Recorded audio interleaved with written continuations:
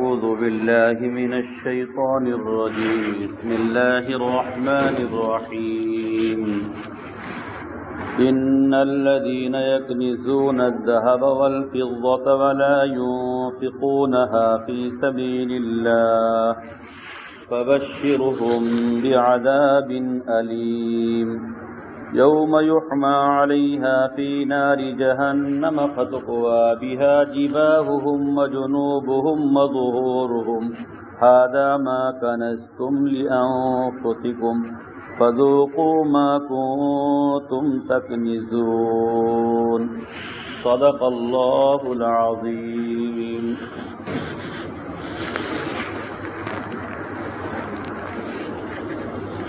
ہر عاقل بالغ صاحب نصاب مسلمان مرد عورت پر زکوٰۃ فرض ہے. ہر عاقل یعنی مجنون نہ ہو، پاگل نہ ہو، بالغ یعنی نابالغ نہ ہو، 15 سال سے کم کا نہ ہو، صاحب نصاب. صاحب نصاب کا مطلب ہے کہ 52.5 تولہ چاندی کا مالک ہو یا 52.5 تولہ چاندی کی مالیت کا مالک ہو، اتنے روپے رکھتا ہو یا تجارت کے سامان رکھتا ہو. اس مسئلے میں عام طور پر غلطی پائی جاتی ہے، وہ یہ ہے کہ لوگ یہ سمجھتے ہیں کہ 7.5 تولہ سونا جب تک نہ ہو تب تک زکوٰۃ فرض نہ ہو. وہ مسئلہ اس طرح ہے کہ اگر کسی کے پاس صرف اور صرف سونا ہو، چاندی نہ ہو، روپیہ پیسہ نہ ہو، تجارت کا سامان نہ ہو، اس کے پاس صرف اور صرف سونا ہی ہے، سونا کے علاوہ نہ روپیہ ہے، نہ چاندی ہے اور نہ ہی تجارت کا سامان ہے، تو اس وقت یہ مسئلہ ہے کہ 7.5 تولہ سونا ہوگا تو زکوٰۃ فرض ہوگی، ورنہ زکوٰۃ فرض نہیں ہوگی. اور اگر سونے کے ساتھ تھوڑی سی چاندی یا 10-20 روپے یا تھوڑا سا تجارت کا سامان ہے تو پھر 7.5 تولہ سونا کا حساب نہیں ہوگا، بلکہ 52.5 تولہ چاندی کا حساب ہوگا. 1 تولہ 12 گرام کا، 52.5 تولہ 630 گرام ہوں گے، اور اس کی مالیت آج 42-43 ہزار روپے کے برابر ہوتی. خلاصہ یہ ہوا کہ اگر آج کسی کی ملکیت میں 42-43 ہزار روپے ہوتے ہیں اور وہ قرض دار نہیں بلکہ اس کے پاس اتنے ہیں، چاہے چاندی ہو اتنے کی اور چاہے سونا ہو اور چاہے روپیہ ہو چاہے تجارت کا سامان، اور وہ قرض دار نہ ہو تو اس پر زکوٰۃ فرض ہوگی. ایسے آدمی پر زکوٰۃ فرض ہوگی. اس بارے میں ایک بات دھیان میں رکھنا چاہیے تو یہ تھا کہ جس دن آدمی پہلی مرتبہ اتنے مال کا مالک ہو، بس وہ تاریخ نوٹ کر لے اور محفوظ کر لے، عربی تاریخ، انگریزی تاریخ نہیں بلکہ عربی تاریخ. لیکن عام طور پر ایسا بہت کم ہوتا ہے کہ کسی کو یہ مسئلہ معلوم ہو اور اتنا مالدار ہو تو وہ تاریخ محفوظ کر لے. تو جب ایسا نہیں ہوا تو اب کوئی نہ کوئی تاریخ اپنے لیے طے کر لینی چاہیے. جو بھی اتنے مال کا مالک ہو ایک تاریخ اپنی مقرر کر لے، چاند کی، عربی کی، اور اس تاریخ میں ہر سال حساب کیا کرے. مثال کے طور پر 1 رمضان آپ نے مقرر کر لیا کہ 1 رمضان کو ہر سال ہم حساب کریں گے. 1 رمضان سے پہلے آپ کے پاس کتنا پیسہ ہے اس سے کوئی غرض نہیں. 1 رمضان کے بعد آپ کے پاس کتنا پیسہ ہو جائے گا اس سے بھی کوئی مطلب نہیں. 1 رمضان کو اگر آپ صاحب نصاب ہیں، جو مالیت ابھی میں نے بتائی ہے وہ مالیت آپ کے پاس یا اس سے زیادہ موجود ہے تو آپ کو زکوٰۃ دینا ہے. بس एक रमजान को आपको देखना है, और वो ज़कात 2.5% है, 2.5% है, यानी 100 रुपए में 2.5 रुपए, 40 में 1 रुपया, 80 में 2 रुपया और 100 में 2.5 रुपया, 40,000 में 1,000। ये आगे की जगह भर लीजिए, आगे की जगह भर लीजिए तो बाद में आने वालों को आसानी हो जाए। एक आदमी और आगे आ जाए। 40,000 में 1,000, 80,000 में 2,000 और 1 लाख में 2,500 रुपए बनते। एक गलती ये पाई जाती है कि घर में कई लोग हैं, कई बेटे हैं, और उनमें से बाज बेटे ऐसे हैं जो अपने पास इतनी मालियत का माल रखते हैं और बाज बहुएं इतना माल रखती हैं, लेकिन सिर्फ जिम्मेदार ये समझता है, घर का मालिक ये समझता है कि मैंने अपनी ज़कात निकाल दी तो सबकी तरफ से जिम्मेदारी अदा हो गई। या तो वो सबकी तरफ से ज़कात निकाले और सबको बता दे, या सब जितने लोग घर में मालदार हैं, जितनी मालियत बताया हूं उतने माल के मालिक हैं, तो सब लोग अलग अलग हिसाब करके ज़कात निकालें। एक गलती ये पाई जाती है कि लोग हिसाब नहीं करते, बगैर हिसाब के ज़कात निकालते हैं, कोई खास अंदाजा भी नहीं लगाते, बस कोई आ गया उसको कुछ दे दिया। चाहिए ये कि अपने पास घर में सोना कितना है उसका वजन लिखा हुआ हो, एक मर्तबा वजन करा के लिख कर रख ले और हर साल उसकी कीमत निकाल ले।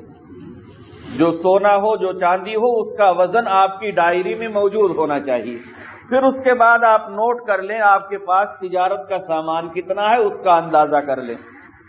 उसमें तफसील है, चाहिए ये कि एक एक सामान का फुटकर रेट लगाया जाए, लेकिन ये नहीं हो सकता तो होलसेल रेट लगाया जाए, ये नहीं हो सकता तो अंदाजा लगा लिया जाए। और अंदाजे की सूरत ये है कि अगर हमारी दुकान का पूरा माल एक मर्तबा में कोई खरीदने आ गया तो मैं कितने में बेच दूंगा, जितने पर दिल शहादत दे उतना मानकर फिर ज़कात निकालनी चाहिए। और तिजारत के सामान में जिस रेट पर, जिस कीमत पर आपने सामान खरीदा है उस कीमत पर ज़कात नहीं निकलती है, बल्कि जिस कीमत पर बिकने का गालिब गुमान हो उस कीमत पर ज़कात निकलेगी।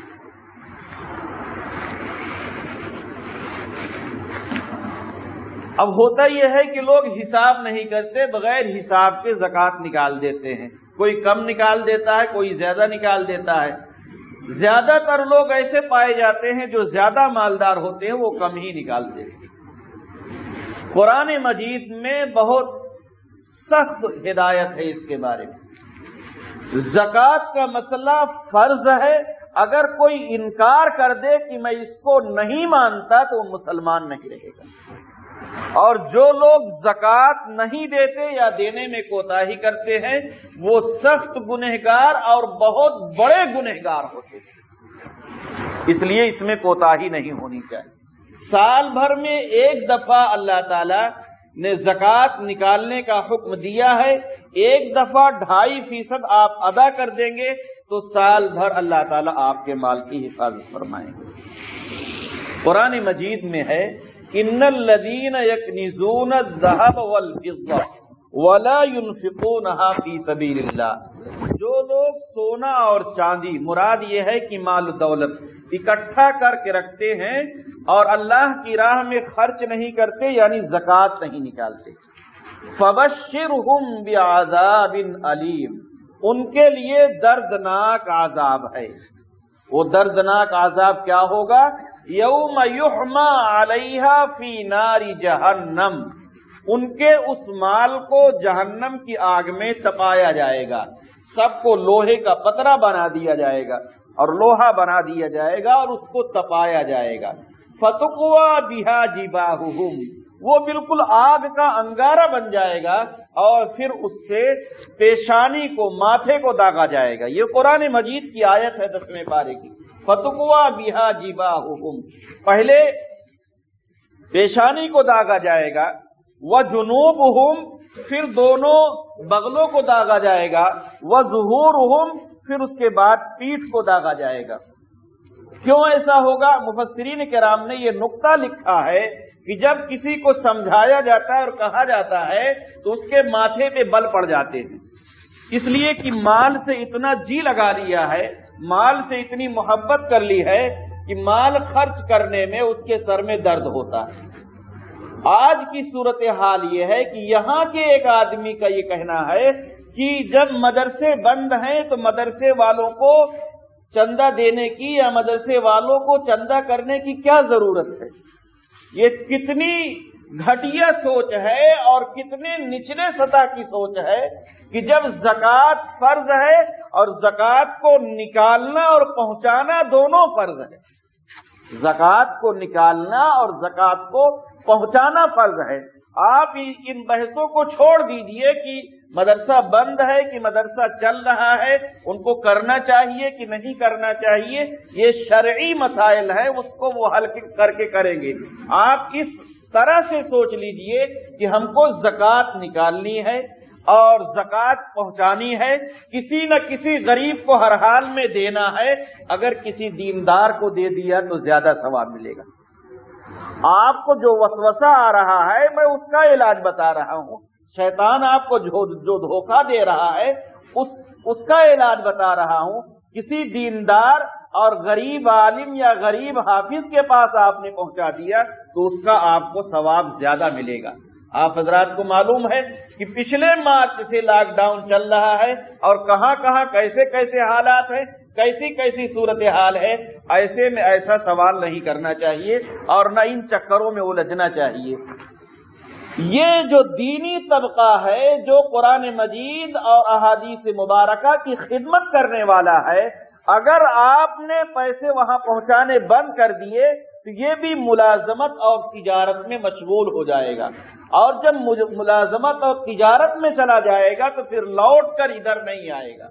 اور اگر یہ طبقہ اس میدان سے ہٹ گیا، چلا گیا کسی اور جانب، تو امت کا بہت بڑا خسارہ ہوگا، بہت بڑا نقصان ہوگا۔ جو کچھ تعلیمی کام ہو رہا ہے وہ بھی بند ہو جائے گا۔ عام طور پر میں نے چل پھر کر یہ دیکھا ہے، ایسا سوال، ایسی بات اس کے دل میں جگہ پکڑتی ہے جو انتہائی کنجوس اور بخیل آدمی ہوتا ہے۔ سب لوگوں کے دماغ میں یہ سوال جگہ نہیں پکڑتا۔ وہ آدمی 20,000 25,000 کا موبائل خریدنا گوارا کرتا ہے، موبائل چلانا گوارا کرتا ہے، لیکن زکوٰۃ نکالنے کے لیے آمادہ نہیں ہوتا۔ فتقوا بہا جباہہم، پیشانی کو داغا جائے گا۔ اور جب اور سمجھایا جاتا ہے تو رخ ہی بدل دیتے، نہ سنیں گے اور نہ نکالنا پڑے گا، اس لیے دونوں بغلوں کو داغا جائے گا۔ جب اور سمجھایا جاتا ہے تو رخ پھیر کر چل دیتے ہیں کہ نہ یہاں رہیں گے، نہ یہاں بیٹھیں گے، نہ زکوٰۃ دینی ہوگی، اس لیے پیٹھ کو داغا جائے گا۔ ھذا ما کنزتم لانفسکم، وہ مال کہے گا یا ایک ہی فرشتہ کہے گا، یہ وہی مال ہے جسے تم نے جمع کر کے رکھا تھا اور زکوٰۃ نہیں دی تھی۔ فذوقوا ما کنتم تکنزون، اب مزہ چکھ لو زکوٰۃ نہ دینے کا۔ یہ حکم، یہ عذاب اور یہ سختی قرآن مجید میں بیان کی گئی۔ اتنی سختی کے بعد ایک مسلمان کو ڈر جانا چاہیے اور خوف کھانا چاہیے۔ حکومت کی گائیڈ لائن سے تو مسلمان ڈر جاتا ہے، حکومت کی گائیڈ لائن سے مسلمان ڈر جاتا ہے۔ مسلمان کو تو ہونا یہ چاہیے کہ ہم دینی معاملات میں کوئی سمجھوتا نہیں کریں گے، اور جب سب ایک رائے ہو جائیں تو سامنے والے کو بھی ماننا ہی پڑے گا۔ مسلمان اتنا ڈر گیا ہے، افواہوں کو اور سازشوں کو ایسی بیماری سمجھ لیا ہے، ایسا خوف اور ایسا ڈر دل میں سما گیا ہے کہ ڈر اور خوف کی وجہ سے آدمی مارا جا رہا ہے۔ ڈر اور خوف، اس کے دلائل بہت ہیں، یہ سازشیں ہیں، افواہات ہیں، جس کا ڈر دماغ میں اور دل میں اتنا بیٹھ گیا ہے کہ آدمی مرا جا رہا ہے۔ لیکن اللہ نے جہاں ڈرنے کو کہا ہے وہاں ہمیں ڈر نہیں لگتا۔ اللہ تعالیٰ نے یہ بتا دیا ہے کہ زکوٰۃ میں کمی کوتاہی کرو گے تو پھر تمہاری خیریت نہیں ہے اور سخت عذاب سے گزرنا ہوگا۔ اس لیے اس حکم کو اچھی طرح سے یاد رکھنا چاہیے اور اس میں کسی قسم کی کوئی کوتاہی نہیں ہونی چاہیے۔ بعض لوگ یہ کہتے ہیں کہ پیسہ نہیں ہے تو ہم زکوٰۃ کہاں سے دیں؟ وہ جو سونا رکھا ہے، اگر سونا موجود ہے تو سونا بیچ کے دینا ہوگا، وہ جو چاندی رکھی ہے اس چاندی کو بیچ کے نکالنا ہوگا۔ آپ کہتے ہیں کہ ہم اسے کیسے نکالیں؟ کچھ لوگ بھوکے مرے اور کچھ لوگ اپنے پاس سونا اور چاندی رکھے، اللہ تعالیٰ اس کو برداشت نہیں رکھتے۔ زکوٰۃ جتنی فرض ہے اتنا نکالنا ہے۔ اور ایک بات آپ حضرات کو بتا دیں، یہ زکوٰۃ جو فرض ہے، یہ زکوٰۃ کسی مدرسے مسجد کو تو دینا جائز نہیں ہے، کسی مدرسے والے کو دے دینا یہ کوئی چندہ نہیں، یہ کوئی حقیقت میں چندہ نہیں، یہ تو آپ کو دینا ہی دینا ہے۔ ہم صاحب نصاب ہوں گے تو ہمیں دینا ہے، آپ صاحب نصاب ہیں تو آپ کو دینا ہے، اور دینا ہی نہیں ہے پہنچانا ہے، غریبوں کو ڈھونڈنا ہے اور تلاش کرنا ہے، یہ کوئی چندہ نہیں۔ چندہ تو وہ ہوتا ہے جو امدادی طور پر، نفلی طور پر، صدقہ کے طور پر اس 2.5% سے آگے بڑھ کے نکالا جاتا ہے، وہ حقیقت میں چندہ ہوا کرتا ہے۔ آپ نے کسی آدمی کو اپنے ہاں ملازم رکھا ہے 6 گھنٹے کے لیے، اور 6 گھنٹے کی آپ تنخواہ دیتے ہیں، وہ کہتا ہے کہ میں 6 گھنٹے کام کرتا ہوں، آپ کہتے ہیں یہ کوئی احسان تھوڑی ہے، 6 گھنٹے کی تو میں تمہیں تنخواہ دیتا ہوں، اس سے آگے کام کرتے ہو تو بتاؤ۔ یہ جو اللہ تعالیٰ نے فرض کر دیا ہے یہ کوئی چندہ نہیں، اسے تو دینا ہی دینا ہے، جو نہیں دے گا وہ خود پھنسے گا، وہ خود گرفتار ہوگا، اسے عذاب سہنا ہوگا۔ اس سے آگے بڑھ کر کوئی صدقہ نکالتا ہے، کوئی امداد کرتا ہے تو وہ حقیقت میں چندہ ہے، وہ حقیقت میں اس کے بہت بڑے فائدے کی چیز ہے۔ اور زکوٰۃ نکالنے کا فائدہ یہ ہے کہ آپ کو بہت زیادہ ثواب ملے گا، کم سے کم 10 گنا اور زیادہ سے زیادہ 700 گنا۔ قرآن مجید کی آیت کے مطابق آپ نفلی چندہ دیں یا زکوٰۃ نکالے، کم سے کم 10 گنا تو ملنا ہی ملنا ہے، اور زیادہ سے زیادہ 700 گنا، اور اس سے آگے بھی بعض لوگوں کو ملتا ہے جن کا دل جتنا اچھا ہوتا ہے۔ بعض لوگ ایسے بھی ہوتے ہیں کہ لوگوں کو دیتے بھی ہیں اور ساتھ میں معذرت بھی کرتے ہیں کہ معاف کرنا، آئندہ ہوگا تو اور بھی دیں گے انشاءاللہ۔ ایسے دل والے لوگ بھی ہوتے ہیں۔ آپ دیکھتے ہیں کہ حکومتیں اپنے پاس فوج رکھتی ہیں اور فوج پر سب سے زیادہ مال خرچ کیا جاتا ہے۔ ہر حکومت سب سے زیادہ مال اپنی فوج پر خرچ کرتی ہے اور اپنے اسلحہ پر خرچ کرتی ہے، جبکہ فوج ہر وقت لڑا نہیں کرتی۔ اب کوئی کہے کہ صاحب یہ فوج تو ہر وقت لڑا نہیں کرتی، اس کو اتنا کھلانے کی کیا ضرورت ہے، اتنی زیادہ اس کو تنخواہ دینے کی کیا ضرورت ہے؟ اسی طرح سے جاننا چاہیے کہ دین اسلام میں یہ جو دینی طبقہ ہے، علماء کا، حفاظ کا، دین اور قرآن پڑھانے والوں کا طبقہ ہے، یہ فوج سے زیادہ قیمتی ہے۔ اگر ضرورت پڑ جائے 1 2 سال 3 سال بھی بیٹھ کر ان کو کھلانے کی، تب بھی ہمیں اور آپ کو انہیں کھلانا چاہیے۔ یہ قوم کے رہنما ہیں، قوم کے مقتدا ہیں۔ اگر یہ زندہ رہیں گے اور دین پر رہیں گے اور دین پڑھاتے رہیں گے تو آپ کے پاس دین اسلام باقی رہے گا، اور اگر یہ ہٹ گئے، یہ پھر گئے، یہ بھوکے مر گئے تو پھر آپ کے پاس بھی دین موجود نہیں رہے گا، آپ بھی بے دین ہو کر مریں گے۔ اس لیے یہ سب سوچ بہت گھٹیا سوچ ہے، بہت غلط سوچ ہے۔ سرکاری عملہ جتنا مسلمانوں کا ہے، سارے مسلمانوں کو سرکاری طور پر تنخواہیں ملیں گی، لیکن وہ آدمی کہتا ہے کہ حرام کیوں آپ دے رہے ہیں مدرسین کو حرام دینے کی کیا ضرورت ہے؟ بتائیے، ایک عام آدمی جس کو الف سے یاد تک کی خبر نہیں ہے، ڈھنگ سے پیشاب کرنا اور استنجا کرنا نہیں جانتا، وہ حلال اور حرام کا فیصلہ کر رہا ہے، جبکہ دارالعلوم دیوبند نے باقاعدہ طور پر فتویٰ جاری کیا تھا کہ مدرسین کو تنخواہ دی جائے، ان کو پیسے دیے جائیں اور ان کو اس پر باقی رکھا جائے تاکہ آگے کام کرنا آسان ہو۔ اور گزشتہ سال بہت سارے مدارس نے مختلف انداز پر تعلیم کی ہے، ہم نے خود تعلیم دی ہے۔ जुलाई से हमने तालीम शुरू कर दिया था। उसकी तरकीब ये थी कि 5 बच्चों को बुलाता, पढ़ाता, वो चले जाते, फिर दूसरे 5 आ जाते, वो जाते, फिर दूसरे 5 आ जाते, फिर और ढील मिली, 3 अलग अलग मकानों में तालीम शुरू कर दिया, और ढील मिली तो बड़े बच्चों को मदरसे में कर दिया, छोटे बच्चों को घरों पे कर दिया, और ढील मिली फरवरी और मार्च में, तो इन दोनों महीनों में पूरी तरह से मदरसा खुला रहा और एलानिया तौर पर तालीम होती रही। रमजान में तो आमतौर पर मदरसे बंद ही रहते हैं। बहरहाल हमें ये कहना है कि इस तरह की सोच, इस तरह का नजरिया, ये तो मुस्तकिल साजिश चल रही है कि मदरसे बंद हो जाएं, उलमा दीन इस्लाम पढ़ाने से हट जाएं, सब कारोबार में लग जाएं, और फिर उसके बाद जहालत ही जहालत होगी, बेदीनी ही बेदीनी होगी।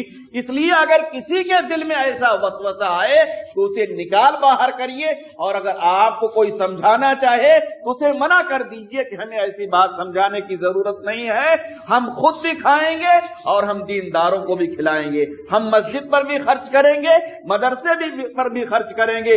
हाँ, ये मदरसे उस वक्त बंद होंगे जब कयामत बिल्कुल करीब आ जाएगी। वो इस तरह से बंद होंगे कि अल्लाह ताला हाफिज और आलिम को उठा लेंगे।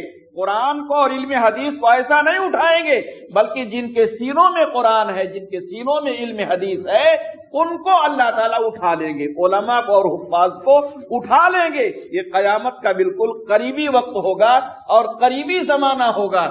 इसलिए ऐसी सोच, ऐसा नजरिया, ऐसा ख्याल बिल्कुल गलत है।